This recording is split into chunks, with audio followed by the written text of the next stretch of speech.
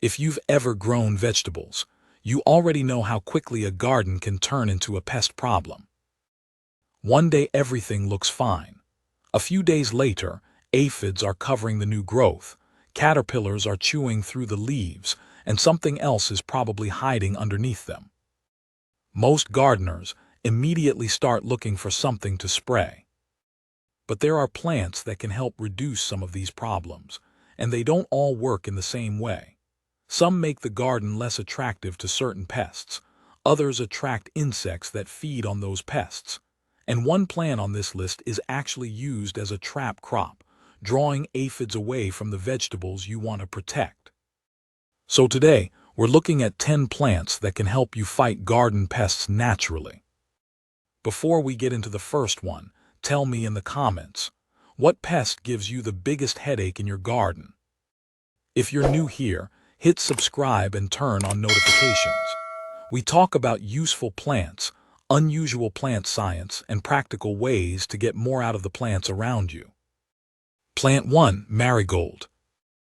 Marigolds have been recommended to gardeners for generations, but the way they work is often explained far too simply. You will sometimes hear that marigolds repel every insect in the garden. They don't.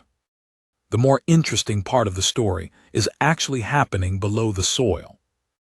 Certain marigold varieties have been studied for their effects on nematodes, microscopic organisms that can damage plant roots. Some varieties have also been investigated for activity against pests such as whiteflies. That makes marigolds particularly interesting around vegetable gardens, especially when problems are coming from the soil. They are also incredibly easy to fit into an existing garden. You can grow them along the edges of a vegetable bed, place them between certain crops, or keep them in containers if you only have a balcony or a small backyard. And even if pest control wasn't the reason you planted them, you still get flowers and a plant that can attract pollinators. The important thing is choosing the right variety and keeping your expectations realistic. A few marigolds beside your tomatoes are not going to protect an entire farm from every pest that happens to fly past. But as part of a wider garden system, they are one of the easiest plants to experiment with. They are cheap, easy to grow, and useful enough that they make a lot of sense for beginners. Plant 2. Garlic. Garlic has been used in cooking for thousands of years, but the compounds that give it that strong smell can also make it interesting from a pest control perspective. The same sulfur-containing chemistry responsible for garlic's distinctive aroma has been studied for its effects on various insects and other pests. And you don't necessarily need to turn your garden into a field of garlic for it to be useful.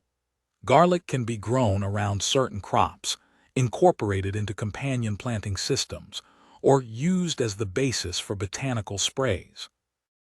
The smell is the obvious part.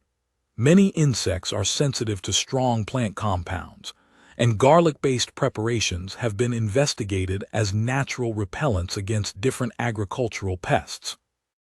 But garlic has another advantage that makes it especially practical. You can actually harvest it. You can grow it for food, store the bulbs, sell them fresh, or use them in value-added products. So even if you are not relying on garlic as your only form of pest control, it is still giving you something useful in return. The limitation is that a few garlic plants won't solve a serious infestation, and homemade garlic sprays can vary considerably in strength and effectiveness. Still, if you want a plant that is familiar, relatively easy to grow, useful in the kitchen, and connected to natural pest control strategies, garlic is a very strong choice. Plant 3. Basil.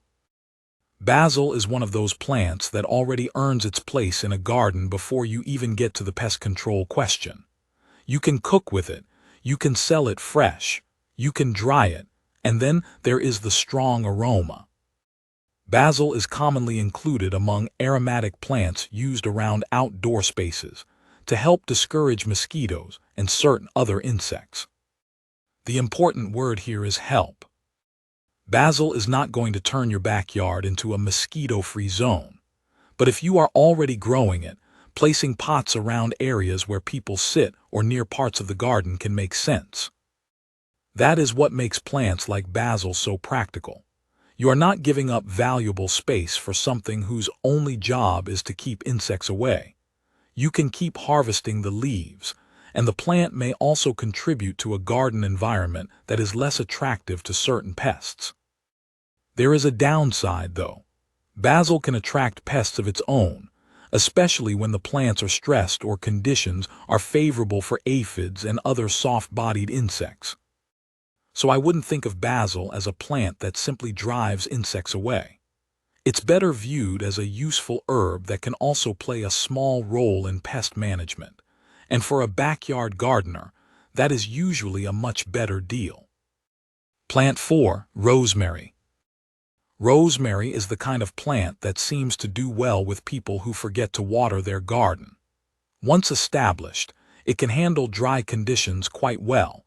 It can live for years, and it doesn't require the constant attention that many vegetables do. Its strong aroma is also the reason rosemary has long been associated with discouraging certain insects. The essential oils in rosemary have been studied for insect repellent activity, and the plant is commonly grown around gardens and outdoor spaces for that reason. But what I like about rosemary is that the plant has value even if the pest problem turns out to be smaller than expected. You can sell fresh sprigs to restaurants. You can dry the leaves for cooking. You can grow it in containers or across larger areas. And larger growers can look at products such as essential oils and extracts. So the plant is not dependent on one single use. And if you are growing a companion plant, that is a useful quality to have. Plant 5, chrysanthemum. Chrysanthemums have a connection to insect control that most people probably don't think about when they see them in a garden. Certain chrysanthemum relatives contain natural compounds called pyrethrins. These compounds are used in some insect control products because they can affect a range of insects. The plants associated with commercial pyrethrum production are especially important here. And this distinction matters. You cannot simply buy any colorful chrysanthemum planted in your garden and expect it to work like a commercial insecticide. The variety matters. The chemistry matters, and extracting and formulating those compounds is a completely different process from growing a few flowers in your backyard. Still, the connection is fascinating. A flower that most people grow for decoration contains chemistry that has been used in insect control products for decades. For the average gardener, chrysanthemums can add color and may contribute to a garden designed to discourage certain insects. For growers interested in botanical pesticides and natural agricultural products, the plant becomes even more interesting. This is one of those cases where the flower is only part of the story. The real interest is in what is happening inside it. Plant 6, peppermint. Peppermint spreads. That is probably the first thing I would tell anyone thinking about planting it directly in the ground. It starts off looking innocent enough, and then, given the right conditions, it can gradually move into places where you never intended to grow it. The reason it is useful for this list is its strong aroma. Peppermint contains compounds such as menthol and menthone, and peppermint oil has been studied for repellent activity against different insects. That makes the plant interesting around areas where you are trying to discourage certain flying and crawling pests. It is also easy to grow in a small space, and you can harvest it repeatedly for tea, cooking, cosmetics, and other products. For most backyard gardeners, I would probably grow it in a pot. That gives you much more control over where it goes. And if you are growing plants for sale, peppermint gives you more commercial possibilities than a plant whose only purpose is to keep insects away. You can sell the fresh leaves, you can dry them, you can use them in herbal products. So even if the pest control side of the plant is not perfect, peppermint is still earning its space. Plant 7, dill.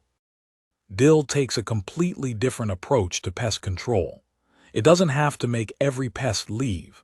Sometimes, the more useful strategy is to attract the insects that attack those pests. When dill is allowed to flower, its small flowers can attract beneficial insects such as hoverflies and parasitoid wasps. And those insects are useful in the garden. Hoverfly larvae, for example, can feed on aphids. Some parasitoid wasps lay their eggs in or on pest insects, eventually killing them. So instead of trying to make the entire garden hostile to insects, you can grow plants that bring in the insects you actually want around. That's one of the reasons I like dill for this list. It gives the garden another layer of pest control. You can also harvest the leaves and seeds for cooking, which means the plant is useful to you as well. The main limitation is that you need to let some of the plant flower if you want to get the full benefit from the insects it attracts. And those beneficial insects may not appear immediately. But once you start thinking about the garden as an ecosystem rather than a collection of isolated plants, dill becomes much more interesting. Sometimes the best way to deal with a pest is to make your garden more attractive to its natural enemy. If you're getting value from the video, like the video and hit the subscribe button. We're only at plant 7, and the last few plants use some very different strategies to deal with garden pests. Plant 8, chives. Chives are easy to overlook. They are small, they don't take up much space, and they don't exactly look like a plant designed to fight anything. But that onion-like smell is useful. Chives are commonly used around gardens where people are trying to reduce problems with certain pests, including aphids and carrot flies. Their biggest advantage is probably how easy they are to include in an existing garden. You can grow them along the edge of a vegetable bed, in containers, or in small spaces where a larger plant would be impractical, and you can keep harvesting them. That matters because you are not giving up valuable garden space for a plant that only exists to discourage insects. You get an herb that can go straight into food, while its strong aroma may also make the surrounding area less attractive to certain pests.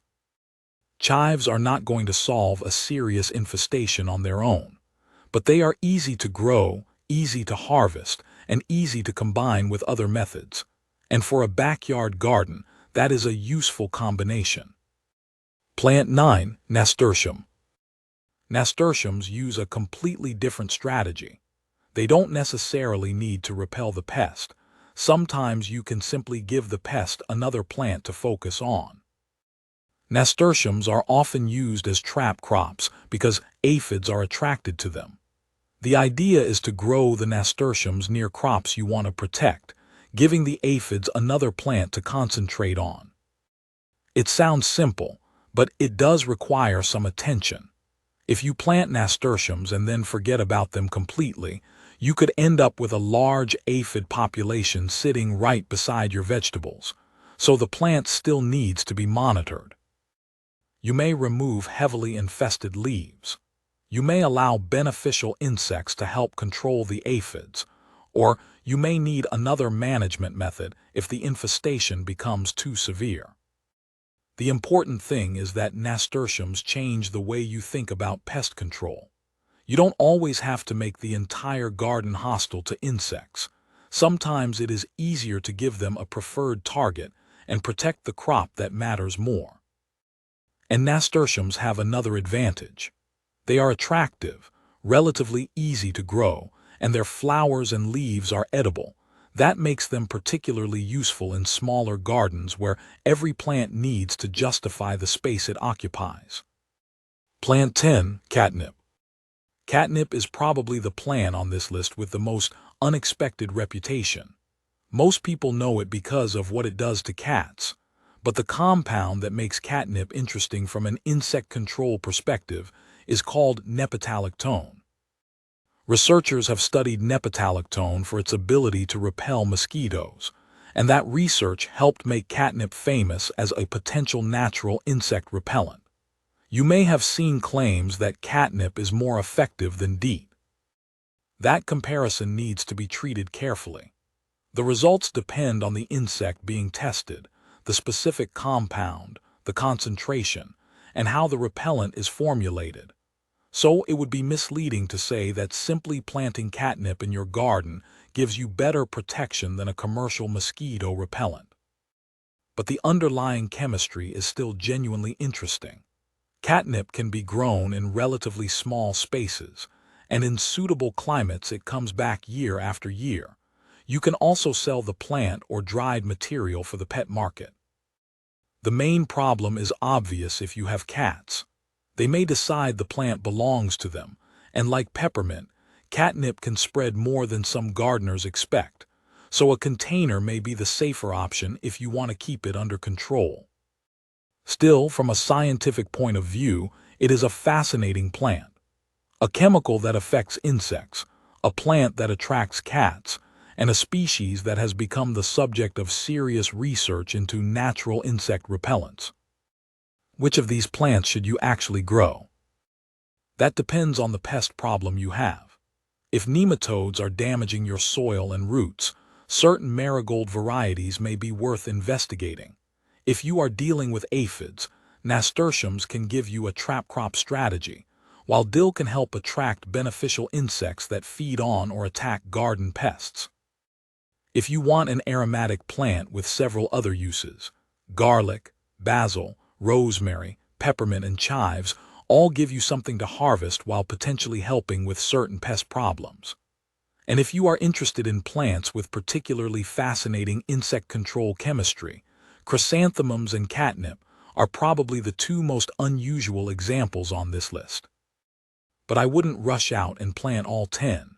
Start with the problem you actually have, a look at the conditions in your garden, then choose a plant that makes sense for both. And remember, a healthy garden is never going to be completely free of insects. Some of them pollinate your plants, some eat the pests, and others are simply part of the ecosystem. The goal is to manage the insects that are causing damage without creating a different problem in the process. So I'm curious, what pest gives you the biggest headache in your garden? And which of these plants are you thinking about trying? Let me know in the comments. If you enjoyed the video, hit the like button, subscribe to the channel, and share it with someone who is constantly fighting bugs in their garden. I'll see you in the next one.